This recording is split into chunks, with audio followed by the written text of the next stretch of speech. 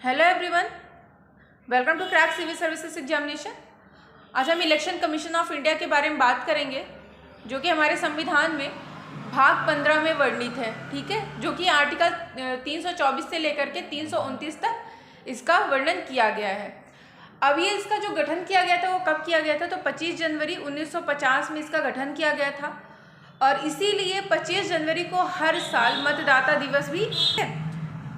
और इसका जो हेड क्वार्टर है वो कहाँ है, न्यू दिल्ली में है। और वर्तमान में जो भी इसके चुनाव आयुक्त हैं वो कौन है, सुशील चंद्र। तो जो निर्वाचन आयोग के पहले चुनाव आयुक्त कौन थे, तो सुकुमार सेन जी थे। ठीक है, लेकिन वर्तमान में जो 24वें बने हैं वो सुशील चंद्र बने हैं।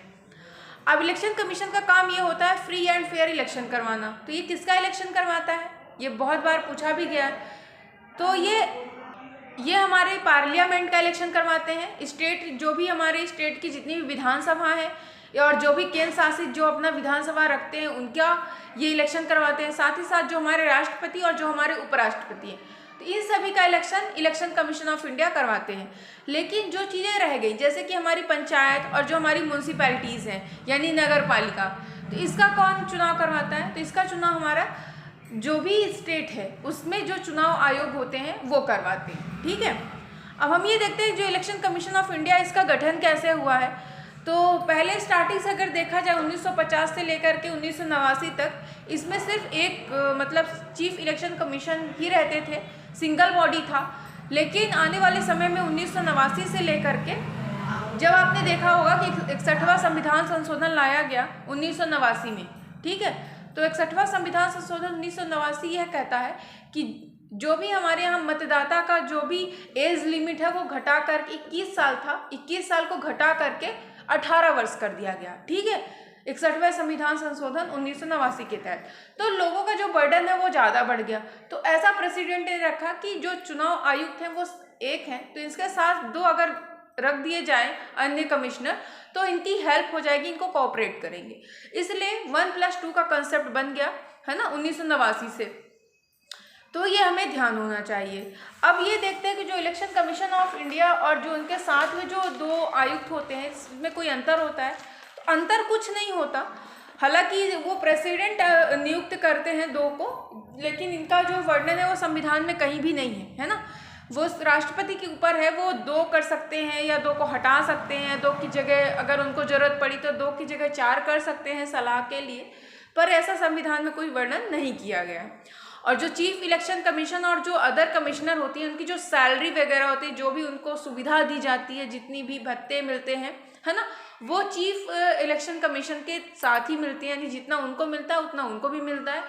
और वर्तमान समय में आपको पता होगा 2.5 लाख समथिंग इनकी पर मंथ सैलरी होती है, जैसा कि सुप्रीम कोर्ट के जज की होती है।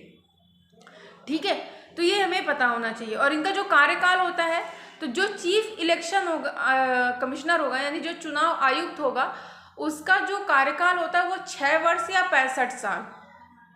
इसमें से जो पहले पूरा हो जाएगा वो उसके आधार पर अपना रिटायरमेंट ही होगी। यानी अगर मान लीजिए कोई चीफ इलेक्शन कमीशन इंडिया है, वो आपका जो भी चुनाव आयुक्त है वो 59 वर्ष का है अभी, तो अगर वो 5-6 साल काम किया तब वो 65 वर्ष का हो जाएगा, तब वो रिटायरमेंट ही होगी। लेकिन अगर मान लीजिए ऑलरेडी पहले से ही 62 वर्ष का है, तो जरूरी नहीं है कि वो 6 साल काम करेगा। अगर 62 वर्ष में 3 साल बाद वो 65 का हो जाएगा तो ऑलरेडी उसको रिटायरमेंट ही दे दी जाएगी, उससे 6 साल वेट नहीं कराया जाएगा।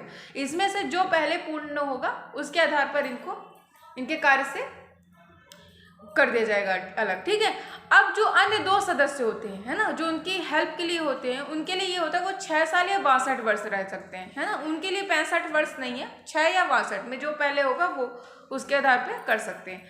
अब जो chief election commission of India होता है, हमारा जो चुनाव आयुक्त होता है, तो इसको अपॉइंट तो हमारे प्रेसिडेंट करते हैं। ठीक है, लेकिन इनको हटाने का क्या प्रोसीजर है, तो हटाने का प्रोसीजर ये होता है कि कभी प्रेसिडेंट नहीं हटा सकता इनको।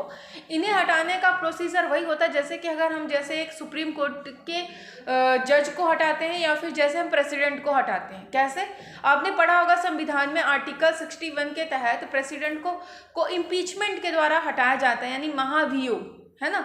लेकिन ये शब्द इनके लिए प्रयोग करना गलत होगा, क्योंकि ये शब्द पर्टिकुलर प्रेसिडेंट के लिए प्रयोग किया जाता है।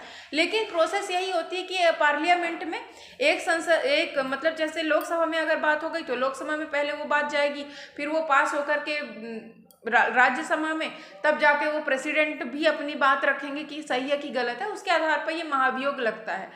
तो सेम प्रोसीजर वही है सुप्रीम कोर्ट के जज को भी हटाने का और चीफ इलेक्शन कमीशन को भी हटाने का, ठीक है, जो भी उनके आयुक्त होते हैं। लेकिन हम यहाँ पे इम्पीचमेंट वर्ड नहीं यूज करेंगे, हालांकि प्रोसेस वही है। अब ये कैसा होता है, कब ये हटाया जाएगा, अगर मान लीजिए यहाँ के चुनाव आयुक्त ने किसी तरह का कोई मिसबिहेव कर दिया या फिर उन्होंने किसी प्रकार की इनकैपेसिटी यानी अक्षमता अपनी जाहिर कर दी, तो इसके आधार पर उन्हें हटाया जा सकता है। और जो भी हमारे जो संविधान में दो अन्य जिनको राष्ट्रपति अपॉइंट करते हैं उनको ऐसा इम्पीचमेंट के द्वारा नहीं हटाया जाएगा, उनको राष्ट्रपति के आधार पर ही हटाया जाएगा, है ना। राष्ट्रपति जब चाहे उन्हें हटा सकता है और जब चाहे उनकी संख्या को बढ़ा सकता है। तो ये क्लियर होना चाहिए। अब ये जानते हैं जो चुनाव आयोग है उसका प्रमुख कार्य क्या होता है। तो आपने देखा होगा जो चुनाव आयोग होता है उसका प्रमुख कार्य होता है कि जो चुनाव क्षेत्र होते हैं वहाँ पे आसपास परिसीमन तैयार करना, ठीक है, मतदाता सूचियाँ तैयार करना, और जो भी आचार संहिता की प्रोसेस होती है उसे लागू करना, चुनाव चिन्ह देना पर्टिकुलर पार्टीज में, जो भी उनको अप्रूव करना, है ना, चुनाव करवाना। तो ये सारे प्रमुख कार्य होते हैं। और इस प्रमुख कार्य को करने से पहले ये जो भी डिस्ट्रिक्ट ऑफिसर होता है, जो डिस्ट्रिक्ट अथॉरिटी हमारी जैसे कलेक्टर होती हैं, जो भी कलेक्टर होंगे उन्हें DRO की पोस्ट दी जाती है, यानी डिस्ट्रिक्ट रिटर्निंग ऑफिसर, और उनके द्वारा भी ये रिटर्निंग ऑफिसर नियुक्त किए जाते हैं, जो कि जितने भी उस डिस्ट्रिक्ट में जो भी संसदीय क्षेत्र है उसको वो डायरेक्ट करेंगे, और जो भी आसपास वाले लेवल में जो भी पोलिंग बूथ होगी उसको मतलब क्लियर करने के लिए, वहाँ पे कंट्रोलिंग पावर बनाने के लिए, अच्छे से चुनाव हो पाए उसके लिए वहाँ पे पीठासीन अधिकारियों की भी नियुक्ति की जाती है, जिससे हम अच्छे से इलेक्शन करवा पाएँ, है ना।